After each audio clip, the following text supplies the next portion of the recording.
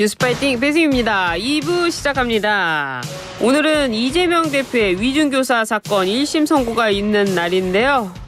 공직선거법 위반 선고에 이어서 또 위중교사 사건 선고가 납니다.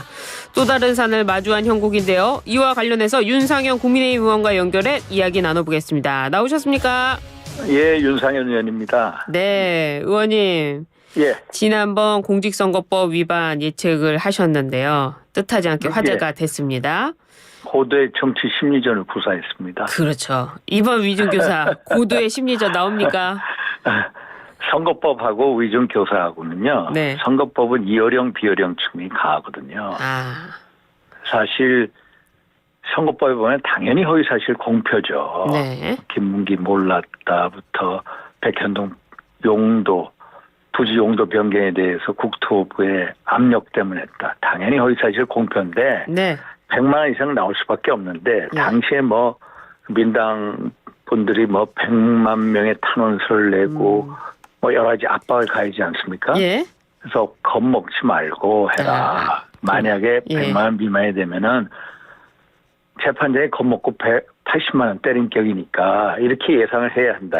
해야 정치 심리적으로 네. 그렇게 나오는 겁니다. 이번은요? 이번 위중교사 사건은요. 이어령 비어령보다는 이것은 유창훈 부장판사. 예.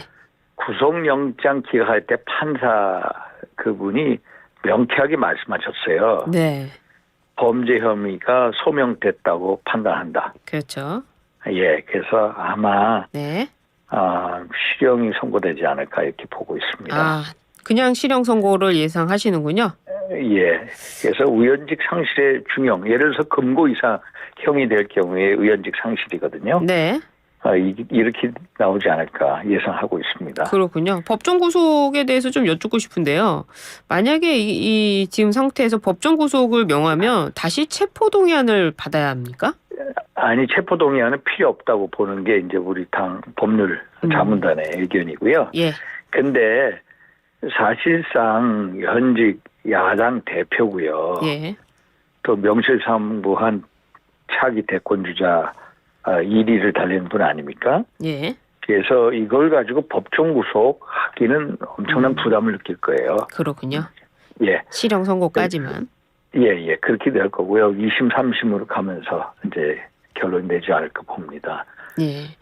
이번 재판에서 이렇게 실형을 선고받게 된다면 이재명 1급 체제 균열이 생길까요? 당연히 이제 이미 네. 지난번 그 공직선거법 위반에서 치명타를 입으셨고요. 예. 이번에도 이제 의원직 상실의 중형이 선고된다면 민당 자체적으로 불가피하게 플랜 B를 고민할 수밖에 없고요. 예. 그래서 1급 체제에 대해서 이제 균열이 생기기 시작할 겁니다. 아하. 그런 상황에서 이 국민의힘에 좀 호재가 될까요? 국민의힘이 호재라기보다는 어떤 반사적 이득을 우리가 그거에 대해서 누린다 이런 생각 자체를 우리 해서는 안 되고요. 네. 우리 스스로 어떤 민당 이재명 대표의 판결에 일희일비하지 말고 우리 스스로 쇄신 이런 거에 박차를 가해야죠. 예. 그 쇄신 말씀을 하셨는데 지금 한동훈 대표의 당원 게시판 논란이 좀 많이 부각이 되고 있습니다. 쇄신의 방향은 아닌 것 같은데 어떻게 보십니까? 근데 우리 한동훈 대표가 지난 몇 개월 동안 헌신적으로 일하시지 않으셨습니까? 네. 또 요새 이렇게 이 당원 게시판 문제 대처하신 거 보면 좀 이해하기 힘든 면이 많고요. 네. 이제 많은 분들이 야, 한동훈답지 않다 이런 생각을 하지 않습니까? 그러니까 이 한마디로 간단합니다. 네. 가족분들이 했냐 안 했냐. 예. 정말로 그런 식으로 어떤 여론 조작을 했냐 안 했냐 이거거든요. 네. 그래서 이렇게 한동훈 대표답지 않다는 게 자꾸 이렇게 물러서고 소극적으로 회피하는 그런 반응을 보이시거든요. 예. 그래서 많은 당원들이 야 한동훈 대표가 내 가족이 안 썼다. 그냥 속 시원히 한마디 해줬으면 하고 바라는 분들이 많아요. 그렇죠. 그래서 이런 식으로 소극적 대응을 하면은 예. 계속해서 실망할 것 같아요. 실망할 것 같아요.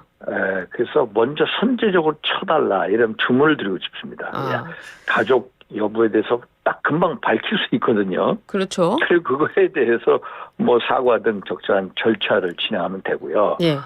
이 문제를 네. 자꾸 뭐 수사해서 법적인 처리를 얘기하는데 네. 그건 하책 중에 하책입니다. 이 하책이군요. 문제는 선제적으로 정치적으로 해결해야 할 문제예요. 정치적으로요? 예. 예. 그래서 본인이 이제 이렇게 선제적으로 정치적으로 해결해야 된다. 이런 딱 원칙을 가지고 있어야 됩니다. 정치적으로 어떻게 해결합니까? 정치적으로 예. 본인이 판단을 해야죠. 제가 말씀드린 것 같이 가족 여부 밝히고요. 예. 이게 가족들한테 직접 확인해보면 금방 확인하잖아요. 응? 예. 그래서 이거에 대해서 그러면 그 다음 단계로 뭐 사과든 뭐 여러 절차를 자기가 해야 되겠죠. 근데 지금 상황에서요. 가족한테 확인을 안 해봤을까요? 당연히 해봤겠죠.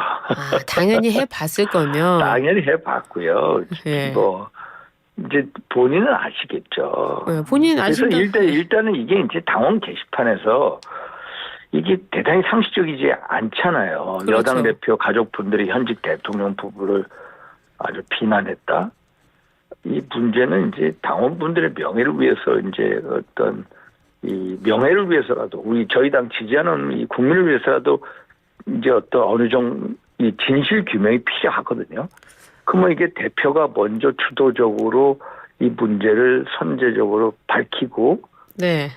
그리고 그거에 대해서 합당한 절차를 진행하고 이게 훨씬 더 한동훈답다. 이런 식으로 계속 밀려서 뭐 법원이 아니라 이제 경찰 수사가 들어오고 네. 거기에 대해서 뭐 압수수색 영장 발부하니 안 되니 뭐 그렇게 계속 논란이 일어날 거 아닙니까? 논란이 일어나면 일어날수록 계속 대표한테 많은 분들이 실망할 것 같아요. 의원님 말씀 중에 당연히 가족한테 확인했을 것이다라고 하셨는데 그렇다면 이게 가족이 했다고 보시는 거 아닙니까? 아니에요. 제가 뭐라고 말씀 못 드리고요. 정치적으로 확인이 가능하죠. 이게 예를 들어서 예. 어떤 뭐 가족분들이라는 게 뭐 처부터 시작해서 따님 또 뭐 누나 동생 뭐 다 있더라고요. 뭐 예. 이렇게 있으면은 그래서 실명까지 됐으면은 이게 알 수밖에 없겠죠, 당연히. 그러면 이게 누가 대응을 했든지 예. 누구 한 사람이 주도를 했든지 대표께서는 아실 거 아닙니까? 그래서 예. 명쾌하게 먼저 선제적으로 정치적으로 해결하고 매도 맞을 게 좀 빨리 맞는 게 낫지. 이런 식으로 계속 이 법적인 문제로 비화돼 가지고 막 이렇게 끌려가는 모습을 주면은 이게 더 안 좋을 것 같아요. 근데 또 친한계에서는요. 그게 뭐 네. 가족이 했다고 해도 문제가 뭐가 되느냐 이렇게 나오고 있어요. 가족이 했다고 해도 예를 들어서 예. 당 대표 가족분들이 전부 다 7분이 전부 다 그 네. 댓글을 통해서 예. 현직 대통령 부부를 비난했다. 이게 당의 모습이 어떻습니까? 이게 진짜 살아있는 당입니까? 우리가 바라는 당의 모습이 이런 당입니까? 그건 아니잖아요. 그럼 당원들은 어떻게 봅니까? 당대표직을 수행할 수 있을까요? 만약에 인정을 하게 되면요? 제가 그러니까 미리 말씀 못 드리고요. 그래서 대표가 어떻게 하기 따르면 다른 거예요. 알겠습니다. 예. 예. 거기까지만 얘기 듣겠습니다. 대통령실에서 개각을 할 예정인데요. 예. 예. 총리 후보로 주호영 의원, 권영세 의원, 그리고 윤상현 의원. 이렇게 이름이 거론되고 있습니다. 어떻게 되는 겁니까? 그거는 뭐, 예. 저는 왜 거론되는지 잘 모르겠고요. 예. 지금 보면은 우리가 이제 대통령 임기 후반부로 들어서지 않았습니까? 네. 후반기에 어떤 국정운영 이 동력 확보를 위해서 쇄신이 필요하다고 다 공감하고 있어요. 그럼 두 가지 측면인 것 같아요. 첫째는 여소야대 상황에 전국을 헤쳐나가고 여의도 정치를 알고 풀어나가고 뭐 정무라든지 협치라든지 뭐 이런 걸 해나갈 수 있어야 되고요. 또 하나는 트럼프 2기 행정부가 출범하지 않았습니까? 예. 미국 우선주의가 더 강력해지거든요. 그게 우리 안보나 경제에 엄청난 이제 파고나 경량이 일어날 거예요. 네. 이 선거에 대해서 지혜롭게 대처해야 된다. 이런 몇 가지 기준이 있을 듯해요. 그렇군요. 그 속에서 먹였는데 저는 왜 이름이 있는지 잘 모르겠습니다. 능력이 있으시니까 또 그런 거 아니겠습니까? 예. 예, 그 윤석열 대통령 부부가요. 기존의 예. 개인 휴대전화 사용을 중단하고 새로운 번호로 개통한 것으로 지금 알려졌습니다. 예. 예, 이게 사실이라면 잘한 일일까요? 사실 진작했었어야죠. 네. 역대 대통령, 제가 예전에 박근혜 대통령도 모시고, 뭐, 또 여러 대통령, 이렇게 소통도 하고 했습니다만, 네. 과거 핸드폰 번호를 끝까지 그대로 가져가셔서 대통령 재임 시에도 이렇게 소통이 너무도 쉽게 원활하게 되신 분은 역사적으로 아마 처음 있을 겁니다. 아, 그렇군요. 예, 후보자 시절에 썼던 번호, 또 사모님께서도 그때 번호를 그대로 다 쓰신다는 거 아닙니까? 예. 근데 진작 바꾸셨어야죠. 아, 좀 좀 늦었다. 늦은 면이 있지만은 예. 아마 이것도 어떤 대통령 부부의 스스로의 어떤 세심적 측면에서 봐야 될 것 같아요. 두 분이 국정 운영을 앞으로 어떻게 하시겠다라는 어떤 이제 새로운 마음, 다짐이 있는 것 같아요. 아, 바꾸셨다 그렇군요. 보니까. 예. 그렇군요. 이 검찰이요. 문재인 정부 예. 당시 사드 기밀 유출 의혹에 대해 수사에 착수했습니다. 예. 예, 민주당은 뭐 근거 없는 정치 보복이다 이렇게 반발을 했는데요. 제가 며칠 전에 이제 국방위원, 외통위원 한 여러 의원들이 모여서 네. 이제 기자회견을 했어요. 제가 이 문제에 대해서는 국정조사를 해야 된다. 또 수사가 미지하면 특검을 해야 된다라고 그랬습니다. 왜 그랬냐면은 예.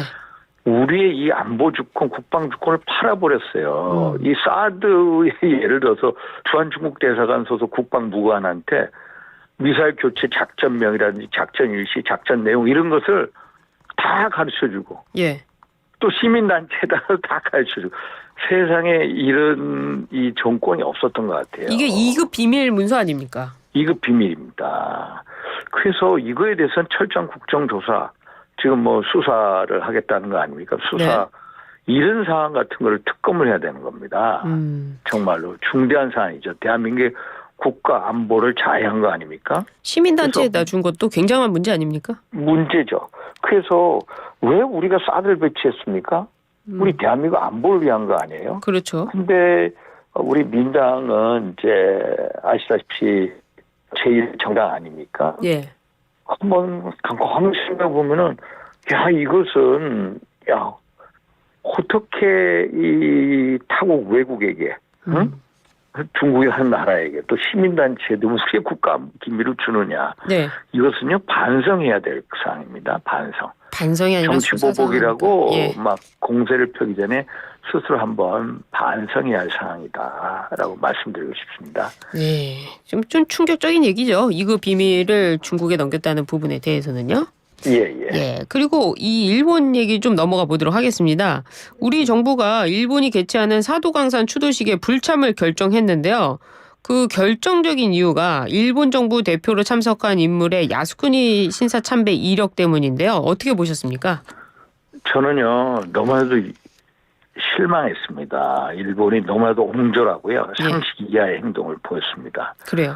왜냐하면 저희가 지난 7월 달 이 사도광산 유네스코 세계문화유산 등재할 때 네.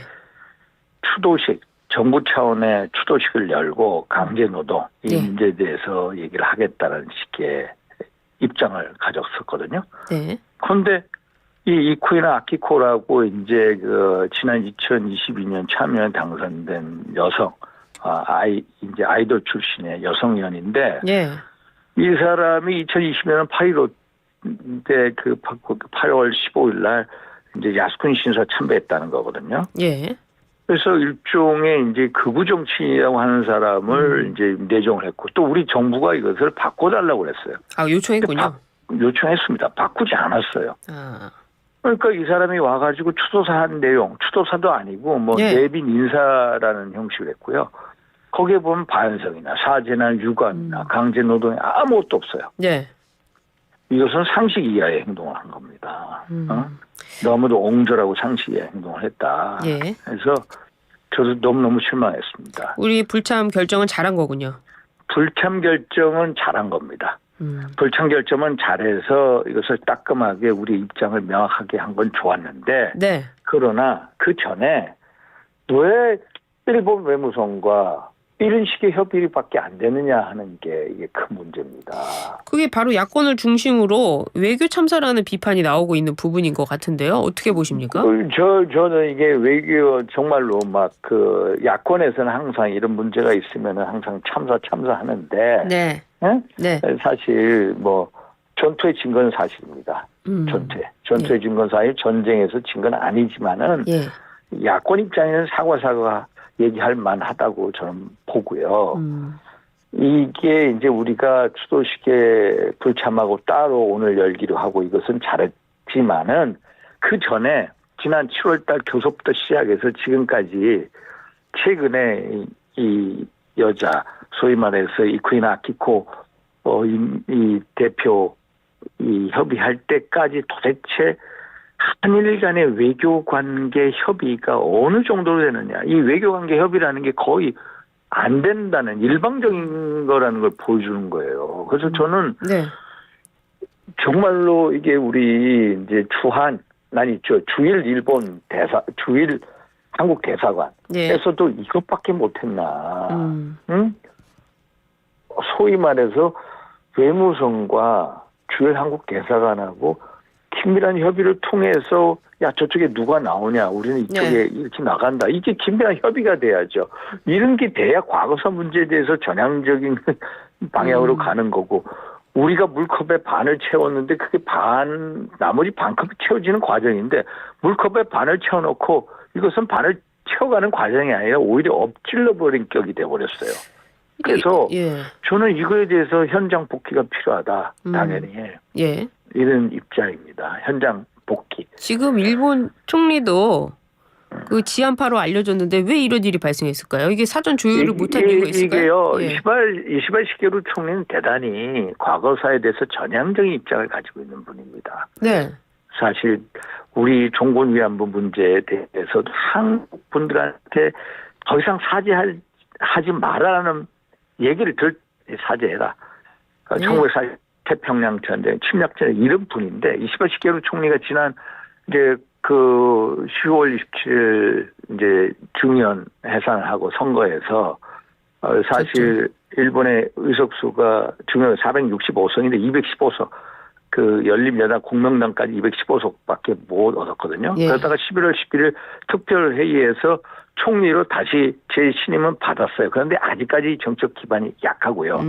이런 문제에 대해서 총리가 아마도 직접적으로 관여를 안 했을 것 같아요. 그러니까 실무선에서 외무성의 이제 그 실무선에서 하다 보니까 이런 식이 됐는데 이시바 시게루는 하여튼 한일 과거사 문제에 대해서 대단히 전향적인 사람입니다. 그래서 아마 우리가 이 문제를 제기를 하고 그러면 일본 측에서도 좀 더 전진 입장은 곧 나오리라 보고 있습니다. 외교 참사까지는 아니다 이 말씀이시네요. 예. 그 트럼프 대통령 당선인이 윤석열 대통령에게 취임 전에 만나자는 뜻을 3-4차례나 밝혔다고 이야기합니다. 조기 회동 가능할까요? 조기 회동은요 이미 안 되는 걸로 결론이 났습니다. 안 돼요? 원래 이제 지난 11월 7일 날 12분 통화하시지 않으셨습니까? 거기서 이제 빨리 만나자. 신원식 국가안보실장 옆에서 들었다는 거 아닙니까? 3-4차례 먼저 만나자 했는데 이미 트럼프 당선인 그 측에서 이제 국내적으로 인선 문제라든지 뭐 취임식 준비 또 여러 나라 국가 정상들이 다 만나고자 합니다. 그렇죠. 이시바 시게루 총리도 만나고 싶어요. 다 만나요. 제가 알기로는 밀레이 아르헨티나 대통령만 만났거든요. 그래서 자꾸 전부 다 취임 전에 만나자고 하니까 딱 정리를 해버렸어요. 1월 20일 대통령 취임식 전까지는 해외 정상하고 회동이 어렵다. 그렇게 됐군요. 딱 통보를 해서 이제는 이미 지나간 거고요. 그래서 들었다는 걸 밝힌 거군요. 그걸 밝힌 거고요. 이제 아마도 내년 봄에 아마 제 생각에 3, 4월 중에 아마 대통령이 미국을 방문하셔서 한미동맹 이런 어떤 이 안보 경제동맹의 어떤 성격이나 의상을 밝힐 거고요. 그 전에라도 대통령과 트럼프 당선인하고의 어떤 신뢰 회복 구축을 위해서는 특사를 파견할 필요성이 상당히 있습니다. 특사를 파견할 수 있겠다 이 말씀이시네요. 알겠습니다. 오늘 말씀 잘 들었습니다. 감사합니다. 네, 지금까지 윤상현 국민의힘 의원이었습니다.